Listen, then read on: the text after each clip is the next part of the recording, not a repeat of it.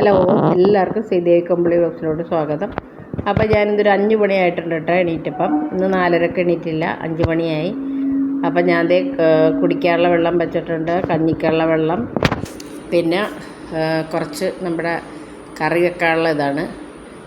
അതായത് നമ്മുടെ പരിപ്പും തക്കാളിയും കൂടി കറി വെക്കണം. അപ്പം അതൊക്കെയാണ് വെച്ചേക്കുന്നത്. അതൊക്കെ കഴിഞ്ഞ് കുളിയെല്ലാം കഴിഞ്ഞു. പിന്നെ നമ്മൾ ഇന്നത്തെ ബ്രേക്ക്ഫാസ്റ്റിനുള്ള ഇപ്പോൾ ദോശയും ചമ്മന്തിയാണ്. അപ്പോൾ ഞാൻ രാവിലെ തന്നെ പിന്നെ ചമ്മന്തി ഉണ്ടാക്കി വെക്കണേണ്, എന്നിട്ട് പിന്നെ ദോശ ഇടുന്നത്. അപ്പോൾ സാധാരണ പോലെ തന്നെ ഒരു തേങ്ങാ ചമ്മന്തി, അത് നമ്മൾ മുളക് പൊടിയിട്ടുള്ള ചുമന്ന തട്ടുകട ചമ്മന്തിയാണ്. ഇവിടെ പിന്നെ ചമ്മന്തി ഉണ്ടാക്കുമ്പോൾ അങ്ങ് എന്താ പറയുക, ഇവിടെ ഒഴിച്ച് അവിടെ കിടക്കണം. അതായത് അത്ര ലൂസായിട്ടുള്ള ചമ്മന്തി വേണം, കട്ടി ആർക്കും ഇഷ്ടമല്ല. അപ്പോൾ അതുപോലെ തന്നെ ഇവിടെ ഒഴിച്ച് അവിടെ ചെല്ലണ ചമ്മന്തിയാണ് ഞാനിന്ന് ഉണ്ടാക്കിയത്. അത് ചേട്ടന് നിർബന്ധമാണ്. അപ്പം ഞാൻ അത് കാരണം ആ ചമ്മന്തി തന്നെ, അതിൻ്റെ ഒരു കുഴപ്പം വേണ്ട, അപ്പം ആ ചമ്മന്തി തന്നെ ഉണ്ടാക്കി.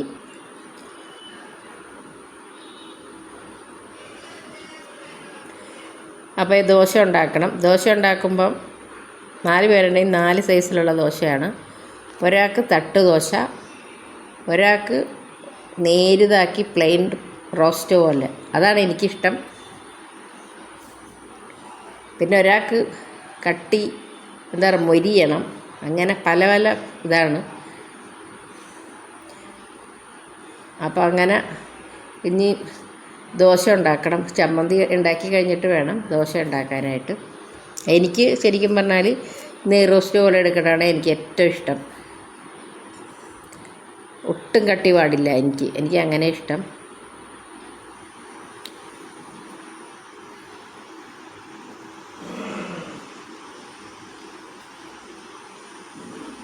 അപ്പോൾ നമ്മുടെ നീളൻ ചമ്മന്തി റെഡിയായിക്കൊണ്ടിരിക്കുന്നു. ഇഡലിയാണെങ്കിൽ നമുക്ക് എളുപ്പമാണ്, കോരി ഒഴിച്ചങ്ങോട്ട് വെച്ചിട്ട് വേറെ വല്ല പണിക്കുമോ. ദോശയാകുമ്പോൾ നമ്മൾ അടുത്ത് തന്നെ നിന്നുകൊണ്ട് പണിയാണ്. അപ്പോൾ നമ്മൾ ഒരു ദിവസം ഇഡലി ഉണ്ടാക്കി കഴിഞ്ഞേ ഉള്ളൂ. അപ്പോൾ ഇനി അടുത്ത ദിവസം ദോശയാണല്ലോ നമുക്ക് സാധാരണയായിട്ട്. അപ്പം ഞാൻ ഈ വീഡിയോ എടുക്കുമ്പോൾ വാതിലടച്ചിടുവേ. അപ്പം ചേട്ടൻ വന്ന് കൊട്ടി വിളിച്ചാണ്, കഴിഞ്ഞോ ഷൂട്ടിങ് കഴിഞ്ഞോ എന്നും പറഞ്ഞ് എന്നോട്. അതാണ് ഞാൻ തിരിച്ചു നിന്നത്. അപ്പോൾ അതേ നമ്മുടെ ദോശ ഉണ്ടാക്കണേണ്.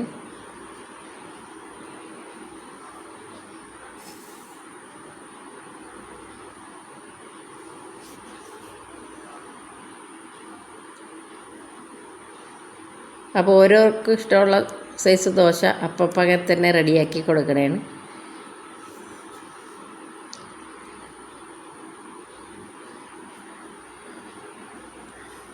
അപ്പം ഞാൻ 4:30 അലാറം വെച്ചതാണ്. പിന്നെ ഞാനും ആലോചിച്ച്, ഇന്നിപ്പോൾ തുടക്കലും ക്ലീനിങ് ഒന്നും ഉണ്ടായിരുന്നില്ല രാവിലെ.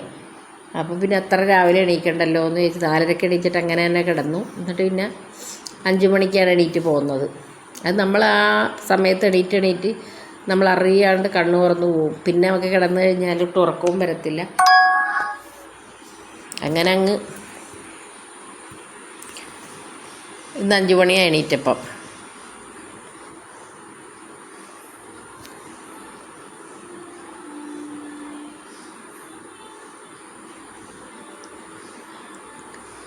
അങ്ങനെ പണികളൊക്കെ കഴിഞ്ഞുകൊണ്ടിരിക്കുന്നു. അപ്പോൾ ഇന്ന് നമുക്ക് കറി, ഇന്നലത്തെ മീൻ കറിയൊക്കെ വെച്ചത് ഇരിപ്പുണ്ട്. ഇന്നലെ ഞാൻ സന്ധ്യക്കാണ് ചേട്ടൻ മീൻ കൊണ്ടുവന്നത്.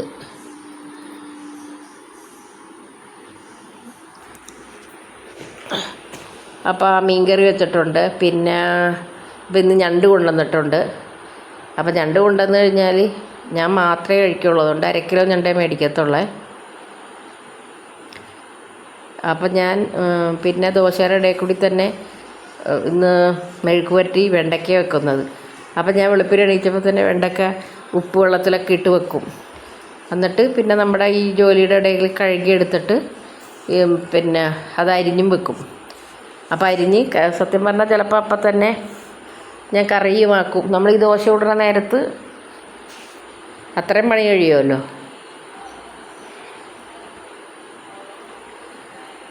അപ്പം ഞാൻ ദേ പിന്നെ വെണ്ടക്ക അരിയണയാണ്. വെണ്ടക്ക അരിയുമ്പോൾ ഞാൻ വട്ടത്തിലല്ല കേട്ടോ അരിയുന്നത്, നീളത്തിലാണ് അരിയുന്നത്. ഇത് അങ്ങനെയാണ് അരിയുന്നത്. അപ്പോൾ പെട്ടെന്നത് മൊരിയും വെണ്ടക്ക. നമ്മൾ റൗണ്ടിലിടുമ്പോൾ ഇച്ചിരി മൊരിയാനായിട്ട് ഇത്തിരി താമസമെന്ന് തോന്നും. ഇത് നേരിയതാക്കി അരിയണേല്ലേ. അപ്പം ഞാൻ അവിടെ ദോശ ഇടാനിട്ടിട്ടുണ്ട്. അപ്പോൾ ഇവിടെ സൈഡിൽ കൂടി നമ്മുടെ വെണ്ടയ്ക്ക റെഡിയാവുന്നുണ്ട്.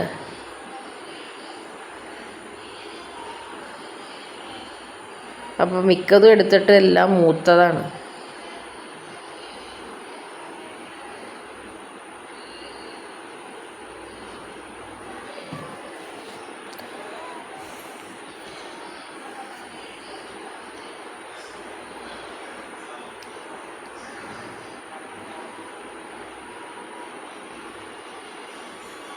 അപ്പോൾ ഞാൻ ഇതിൻ്റെ ഇടയിൽ കൂടി ദോശ മറിച്ച് വിടുന്നുണ്ട് കേട്ടോ. അടുത്ത ദോശ ഇട്ട് കൊടുക്കുന്നുണ്ട്.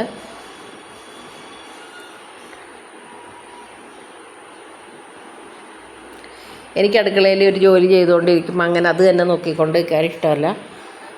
അപ്പോൾ വേണമെന്നുണ്ടെങ്കിൽ നമുക്ക് ദോശ ഇട്ടുകൊണ്ട് തന്നെ അങ്ങനെ നിൽക്കാം. അപ്പോൾ ആ നേരത്തിന് അടുത്ത ജോലിയും കൂടി തീർക്കണം എനിക്ക്.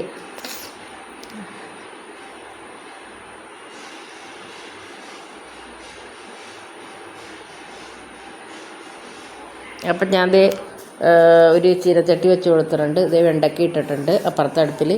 ഇപ്പുറത്ത് നമ്മുടെ ദോശയും ചുടുന്നുണ്ട്. അപ്പോൾ ഇന്നെനിക്ക് കുറച്ച് എണ്ണയൊക്കെ കാച്ചണം. നമ്മുടെ തലയിൽ ഇടാനുള്ള എണ്ണയൊക്കെ തീർന്നിരിക്കണേണ്. അപ്പം കുറച്ച് ദിവസം ഞാനിങ്ങനെ വിചാരിക്കുന്നു. അപ്പോൾ ചേട്ടൻ ദേ ഇന്ന് രാവിലെയാണ് എണ്ണ കൊണ്ടുവന്നത്. അപ്പോൾ ഇനി ഒന്ന് എണ്ണ കാച്ചി വെക്കണം. ഞാനൊരു 1.5 മാസത്തിനൊക്കെ കാച്ചി വെക്കും എണ്ണ. അപ്പോൾ ഇതൊക്കെ ഒന്ന് ഒതുക്കി വെച്ചിട്ട് വേണം നമുക്ക് എണ്ണ കാച്ചാനുള്ള ഇതിനൊക്കെ പോകാനായിട്ട്.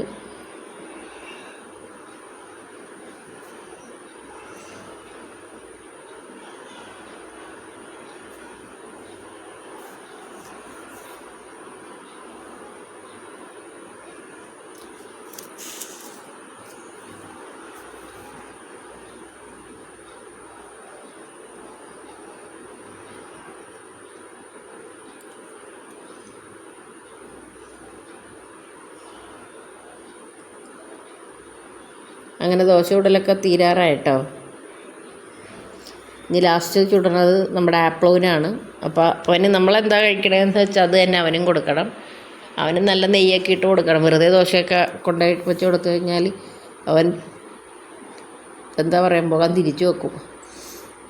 അവന് നല്ല ടേസ്റ്റിൽ തന്നെ കൊടുക്കണം. അപ്പോൾ അഥവാ നമ്മളൊരു ഗോതമ്പ് ദോശ ഉണ്ടാക്കി കൊടുത്താൽ മുട്ടയിട്ട് അടിച്ച് വേണം കൊടുക്കുക. അങ്ങനെയൊക്കെയാണ്. തക്കാളിയും പരിപ്പും കൂടി. അപ്പം ഞാനിത് കുക്കറിൽ വേവിച്ച് വെച്ചാണ്. അപ്പം ഇതിൻ്റെ കൂട്ടത്തിൽ നമുക്ക് ഈ മുരിങ്ങയില ഉണ്ടെങ്കിൽ അതും കൂടി എന്ത് ചെയ്യണമെന്ന് വെച്ചാൽ മുരിങ്ങയില ലാസ്റ്റ് നമ്മൾ കറിയൊക്കെ റെഡിയായി ചൂടായി കഴിയുമ്പോൾ അതിലോട്ട് മുരിങ്ങയില ഇടണം. നേരത്തെ ഇടരുത്, കുക്കറിലിട്ട് വേവിക്കേണ്ട കാര്യമില്ല.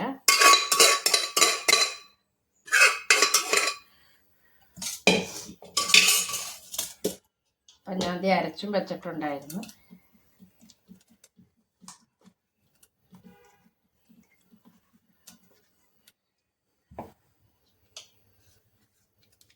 ഇനി നമുക്കൊന്ന് ജസ്റ്റ് ഒന്ന് ചൂടാക്കി എടുത്താൽ മതി.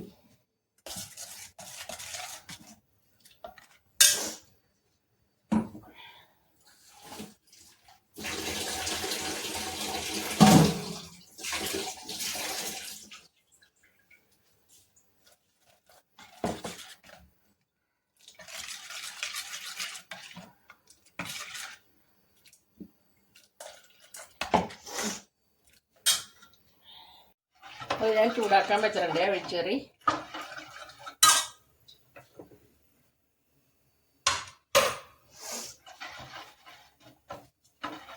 നമുക്കിനി ഇതിൻ്റെ ഉപ്പൊക്കെ ഒന്ന് നോക്കാം.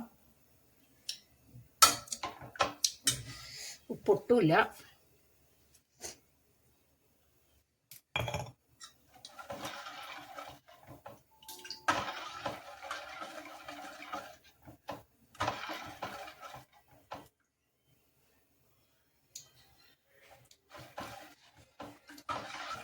ഇനി നമുക്കൊന്ന് താളിച്ചിടാം.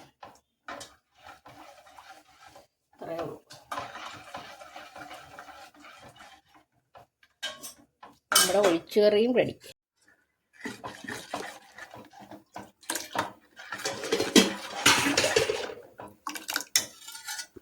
അപ്പം നമുക്കിന്ന് ഞണ്ട് കിട്ടിയിട്ടുണ്ട്. ഇന്നലെ രാത്രി മീൻ വെക്കാനും വറക്കാനും ഒക്കെ റെഡിയാക്കി വെച്ചിട്ടുണ്ട്. അപ്പം ഇത് നല്ല വലിയ ഞണ്ടാണ്. സാധാരണ കൊണ്ടൊരു ഇത്ര വലിയ ഞണ്ടായിരിക്കില്ല, ഒരു മുട്ടൻ ഞണ്ട്. ഇതൊക്കെ ഒന്ന് റെഡിയാക്കി എടുക്കട്ടെ. അപ്പം എൻ്റെ എണ്ണ കാച്ചിയതൊക്കെ തീർന്ന്. അപ്പം എനിക്കൊന്ന് എണ്ണ കാച്ചാൻ പോവാം. അപ്പം അതിന് ഞാൻ നമ്മുടെ കയ്യുണ്ണിയില്ലേ അതെടുത്തിട്ടുണ്ട്. പിന്നെ എന്താ കീഴാർനെല്ലി ഇതെല്ലാം കൂടി കഴുകി എടുത്തിട്ടുണ്ട്. പിന്നെ അതേ കുറച്ച് ചെമ്പരത്തി, ഇത് മുട്ടും പോകുന്നില്ലാണേ. പിന്നെ വേപ്പല നമ്മൾ ഉണങ്ങിപ്പോകത്തില്ലേ, ഉണങ്ങിയ വേപ്പലയൊക്കെ അതും എടുത്തിട്ടുണ്ട്. ഇതെല്ലാം കൂടി നമുക്കൊന്ന് മിക്സിയിൽ അടിച്ചെടുക്കണം. അപ്പോൾ വേപ്പല ഏറ്റവും നല്ലതാണ്. അപ്പോൾ നമ്മൾ കുറേയൊക്കെ യൂസ് ചെയ്തൊക്കെ കഴിയുമ്പോൾ ഉണങ്ങി പോകണതൊക്കെ എടുത്ത് ഇങ്ങനെ വെക്കുക. ഇതെല്ലാം കൂടി നല്ലതായിട്ട് മിക്സിയിൽ ഒന്ന് അടിച്ചെടുക്കണം.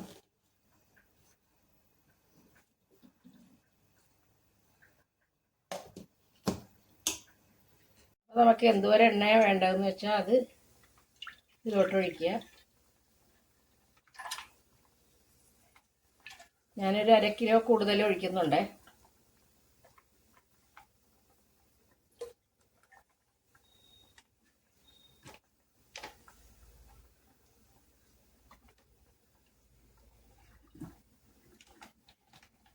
എന്നിട്ട് എണ്ണ നന്നായിട്ടൊന്ന് ചൂടാകണം. ചൂടായിട്ട് മാത്രം നമ്മൾ അടിച്ചു വച്ചിരിക്കുന്നത് ഇടാൻ പാടുള്ളൂ.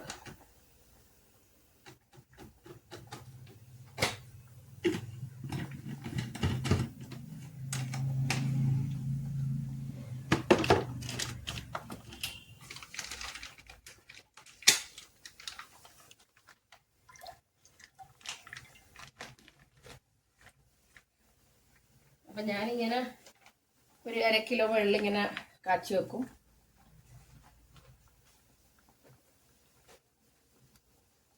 അപ്പം ഇങ്ങനെ കൊണ്ടുള്ള ഗുണം എന്നാന്ന് വെച്ച് കഴിഞ്ഞാൽ ഒരിക്കലും മുടി കൊഴിയത്തില്ല. നീളം വെച്ചില്ലെങ്കിലും കൊഴിയില്ല, അതിന് ഞാൻ ഗ്യാരണ്ടി.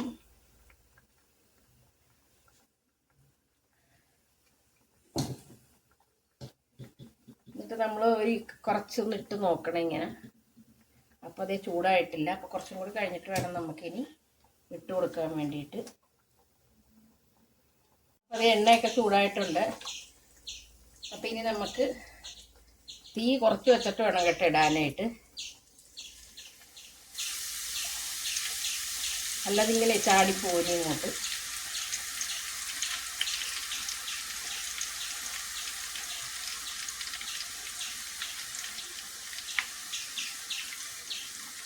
അപ്പം കറ്റാർവാഴ വേണ്ടവർക്ക് ഇടാം. എനിക്ക് ഇട്ടാൽ പിടിക്കത്തില്ല, തുമ്മലൊക്കെ ഉള്ളതുകൊണ്ടേ.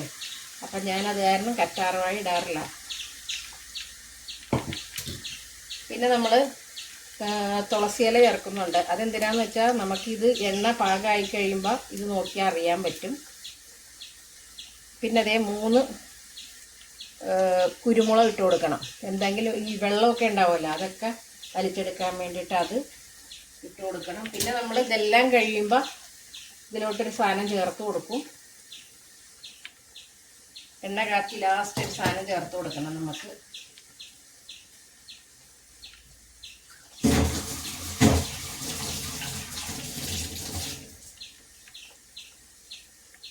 ഇനി നമുക്ക് തീ കൂട്ടി കൊടുക്കാം. അപ്പോൾ നമുക്ക് ഏറ്റവും വേണ്ടപ്പെട്ട സാധനമാണ് നമ്മൾ ചേർത്ത് കൊടുത്തത് വേപ്പല. പിന്നെ നമ്മൾ ചേർത്ത് കൊടുക്കേണ്ടത് ഒരു ചെറിയ കഷ്ണം കുറച്ച് ചെറിയ ഉള്ളിയില്ലേ അതരിഞ്ഞിട്ട് അതും ഇട്ട് കൊടുക്കണം.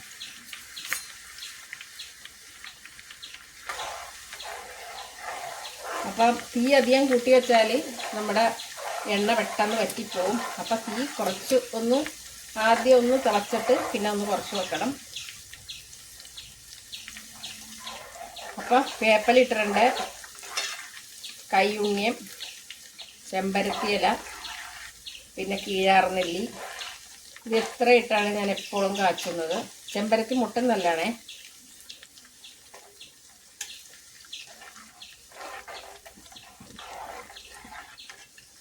വേപ്പല വിലക്ക് ഏറ്റവും നല്ലതല്ലേ. വേപ്പലയെന്ന് ഞാൻ പറയുന്നത് കറിവേപ്പിനാണ് കേട്ടോ ഞാൻ പറയുന്നത്. നിങ്ങൾ കറിവേപ്പിന, ഞാൻ എപ്പോഴും വേപ്പലയെന്നാണ് പറയുന്നത്.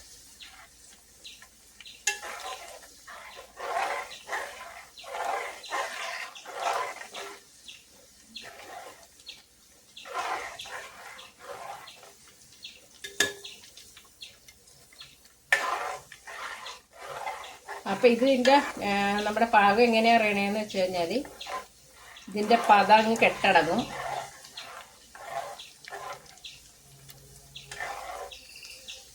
പിന്നെ നമ്മുടെ എന്താ പറയുക, തുളസിയിലൊക്കെ ഒന്ന് ഇതാക്കി നോക്കുമ്പോൾ പെട്ടെന്ന് തന്നെ അത് ഇങ്ങനെ ഒടിഞ്ഞൊടിഞ്ഞ് പോവും. അപ്പോൾ അതാണ് ഇതിൻ്റെ പാകം. ഇത് പാകം ശരിയായില്ലെങ്കിൽ പെട്ടെന്ന് എണ്ണ ഹീറ്റായി പോവും. അപ്പം ഞാൻ 1 മാസത്തിന് മുകളിലൊക്കെ എണ്ണ കാച്ചി ഇങ്ങനെ വെക്കാറുണ്ട്.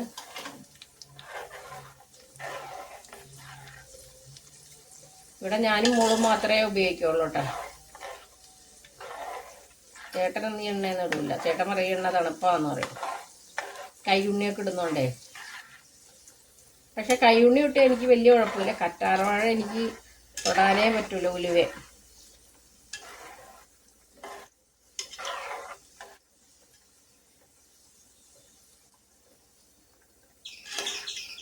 അപ്പോൾ നമ്മൾ ലാസ്റ്റ് ഇതിൻ്റെ ഈ മട്ട ഒന്ന് ഇതാക്കി കഴിഞ്ഞാൽ നമുക്കറിയാൻ പറ്റും നമ്മുടെ എണ്ണയുടെ പാകം.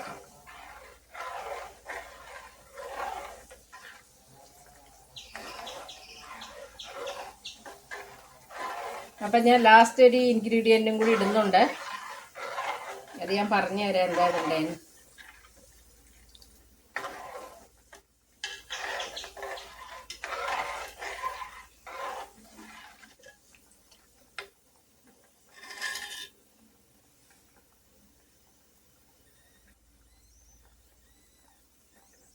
അപ്പോൾ അതേ നമ്മുടെ എണ്ണ പാകമായിട്ടുണ്ട്.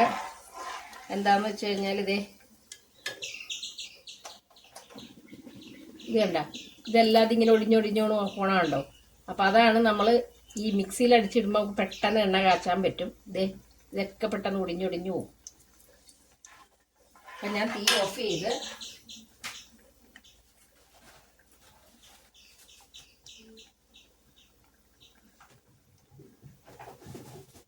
ഇനി നമ്മൾ ഇതിലോട്ട് ഇടുന്ന സാധനം എന്താണെന്ന് വെച്ച് കഴിഞ്ഞാൽ, തീ ഓഫ് ചെയ്തിട്ട് വേണം ഇടാൻ. നീലമരി ഇല്ലേ, അതാണ് ഇടുന്നത്.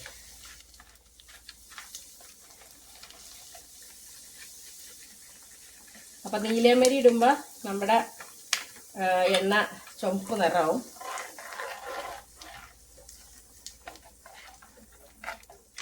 അപ്പം അത് നമ്മൾ ലാസ്റ്റ് തീയൊക്കെ ഓഫ് ചെയ്തിട്ട് ഇട്ടാൽ മതി.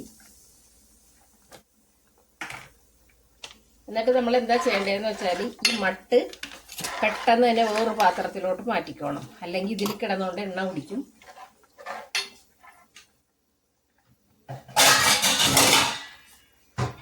അപ്പം ഞാൻ ഈ മട്ടൊക്കെ അങ്ങ് മാറ്റണേണ്.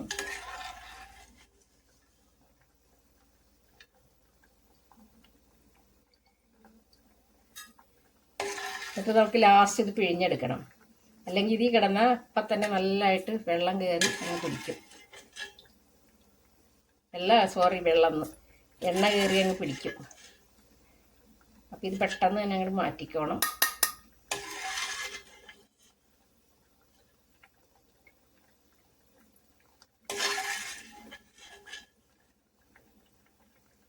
അപ്പം ഇതിൻ്റെ മട്ട് നന്നായിട്ട് മൊരിയണാണ് ഇതിൻ്റെ പാകം.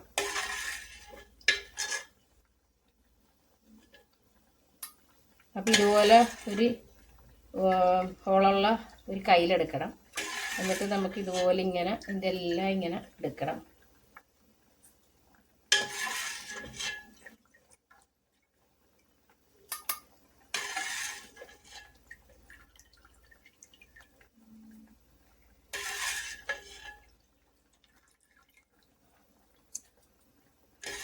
മുടി കൊഴിച്ചിലൊക്കെ ഉള്ളവരുണ്ടെങ്കിൽ ഏറ്റവും നല്ല എണ്ണയാണ്.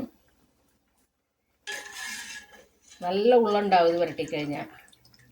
മുടി ഊരണ ഒരു വിഷയമേ വരത്തില്ല. എനിക്ക് മുടിക്ക് നീളമില്ല എന്ന് മാത്രമേ ഉള്ളൂ. എനിക്ക് നല്ല ഉള്ളുണ്ട് മുടിക്ക്. ഞാൻ ഈ എണ്ണ വർഷങ്ങളായിട്ട് ഉപയോഗിക്കുന്നതാണ്.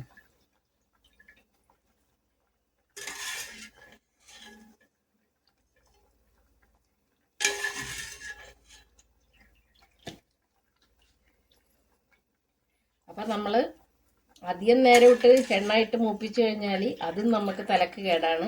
അപ്പോഴും നമുക്ക് തലവേദന അതും ഇതൊക്കെ വരും. അപ്പം നമ്മൾ ഇതിൻ്റെ ഈ മട്ടൊക്കെ മൂത്തൊന്ന് കാണുമ്പോൾ തന്നെ തീ ഓഫ് ചെയ്തിട്ട് വേണം നീലമരിയൊക്കെ ചേർക്കാനായിട്ട്. ഈ എണ്ണയുടെ നിറം കണ്ടോ? അപ്പോൾ ചില ആൾക്കാരൊക്കെ പറയും ഞാൻ എണ്ണ കാച്ചി കഴിഞ്ഞാൽ പെട്ടെന്ന് ചീത്തായി പോകും. ഇതാ കാര്യം, നമ്മളതിൻ്റെ പാകം നോക്കിയെടുക്കാഞ്ഞിട്ടാണ്. ഇനി നമ്മളിത് ആറിക്കഴിയുമ്പോൾ നന്നായിട്ട് പിഴിഞ്ഞെടുക്കണം. ഇത് കണ്ട, ഇതൊക്കെ ഇതിങ്ങനെ ഒടിഞ്ഞു പോകും ഉണ്ടാ. അപ്പോൾ അതാണ് ഇതിൻ്റെ പാകം. ഇതിപ്പോൾ കറക്റ്റ് ഇതാണ്. നമുക്ക് ചൂടൊക്കെ ആറിക്കഴിഞ്ഞിട്ട് ബോട്ടിലൊക്കെ ഇട്ട് വെക്കാം. അപ്പം നീലയമരിപ്പൊടി നമുക്ക് മരുന്നുകടയിൽ നിന്ന് കിട്ടും. ഈ പല നീലയമരിയുണ്ട്. അതായത് ക്വാളിറ്റി കൂടിയത് വേണം മേടിക്കാനായിട്ട്. കുറഞ്ഞതൊക്കെ നമുക്ക് 50 രൂപക്കൊക്കെ എല്ലാ മരുന്നുകടയും കിട്ടും. അതല്ല, അത് കൂടാണ്ട് വേറെ പുറത്തുനിന്ന് വേണം മേടിക്കാനായിട്ട്. അത് ക്വാളിറ്റി സാധനത്തിന് നല്ല പച്ച നിറമാണ്.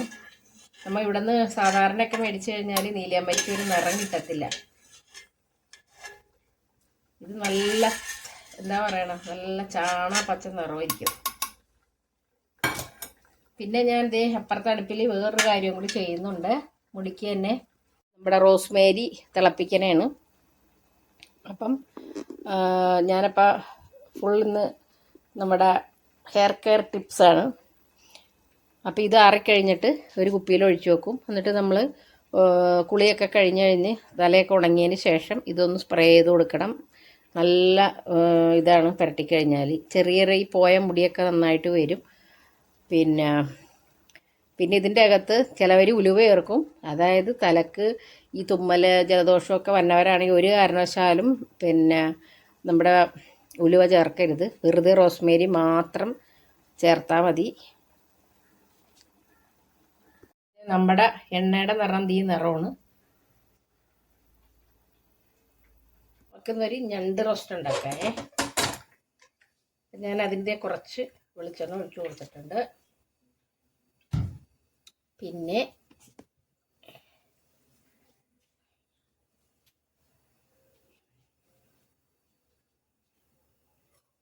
അത് വേറൊരു ഇതുകൊണ്ട് എടുക്കും. പിന്നെ അതേ കുറച്ച് ചെറിയ ഉള്ളിയാണ്.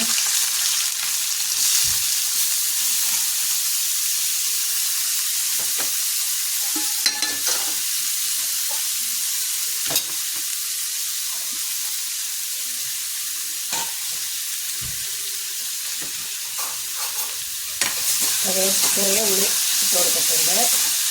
അപ്പോൾ ഇതിന് ഏറ്റവും നല്ല ചെറിയ ഉള്ളിയാണ് കേട്ടോ. വളരെ ഇതായിരുന്നു.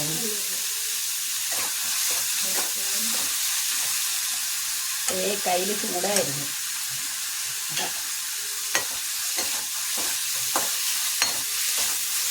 അപ്പോൾ ഇത് ഞാൻ മാത്രമേ കൂട്ടത്തുള്ളൂ. ഞണ്ടിവിടെ വേറെ ആരും കഴിക്കില്ല. അപ്പോൾ അതുകൊണ്ട് ഇപ്പോൾ 1/2 കിലോ മേടിക്കത്തുള്ളൂ. ഇവർക്ക് ആർക്കും ഇഷ്ടമല്ല ഞണ്ട്. പിന്നെ എനിക്കിഷ്ടമുള്ള കാരണം ചേട്ടൻ മേടിച്ചുകൊണ്ട് വരും.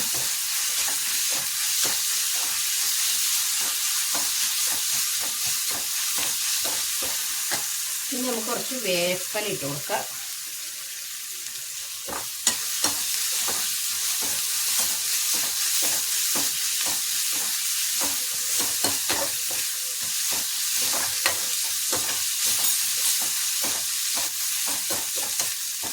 ഉള്ളി അരിയണേന്ന് നല്ലത് ചതച്ച് തന്നെ ഇട്ട് കൊടുക്കണം കേട്ടോ.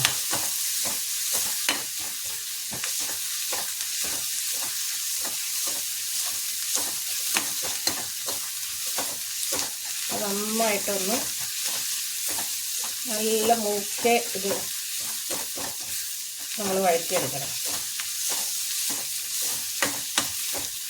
പിന്നെ നമുക്ക് അതിലോട്ട് ഒരു ചെറിയ തക്കാളി ഇട്ട് കൊടുക്കണം. ഇതൊന്ന് മൂത്ത് കഴിഞ്ഞ് കഴിയുമ്പോൾ നമുക്ക് ഈ തക്കാളി ഒന്ന് ഇട്ട് കൊടുക്കാം.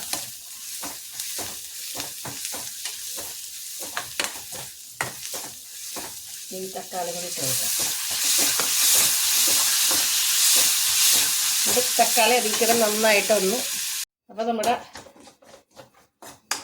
ഉള്ളി തക്കാളിയൊക്കെ നന്നായിട്ട് വഴറ്റിക്കഴിഞ്ഞു. ഇനി നമുക്ക് അതിലോട്ട് ഇച്ചിരി മുളക് പൊടി ഇട്ട് കൊടുക്കണം. മഞ്ഞൾപ്പൊടി ഇട്ട് വേവിച്ചുകൊണ്ട് പിന്നെ നമുക്ക് മഞ്ഞൾപ്പൊടി ഇടണ്ട. ഇത് ഇച്ചിരി മുളക് പൊടി കുറച്ചിട്ടാൽ മതി. നമ്മൾ കൂടുതൽ കുരുമുളക് പൊടി ഇട്ട് കൊടുക്കണം.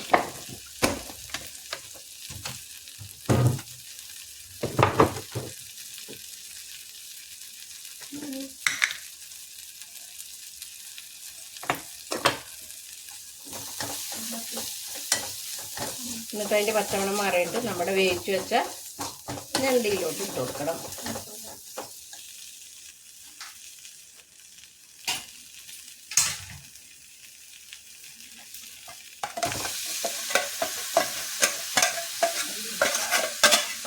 അതിൻ്റെ കാലൊക്കെ ഉണ്ടെങ്കിൽ നമ്മൾ വേറെ വേവിച്ച് പൊട്ടിച്ചൊക്കെ എടുക്കണം.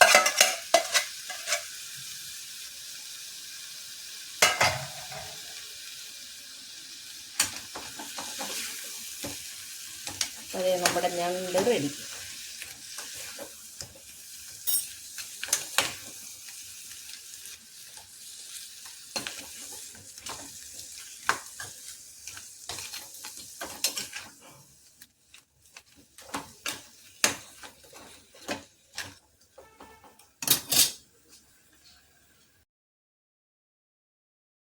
അപ്പോൾ ഇത്രയുള്ള വീഡിയോ കൊണ്ട് ഇഷ്ടമായാൽ എല്ലാവരും ലൈക്കും കമൻറ്റൊക്കെ ചെയ്ത് ഒന്ന് സപ്പോർട്ട് ചെയ്തേക്കണം. അപ്പോൾ നാളെ നമുക്ക് അടുത്ത വീഡിയോ ആയിട്ട് കാണാം. Thank you.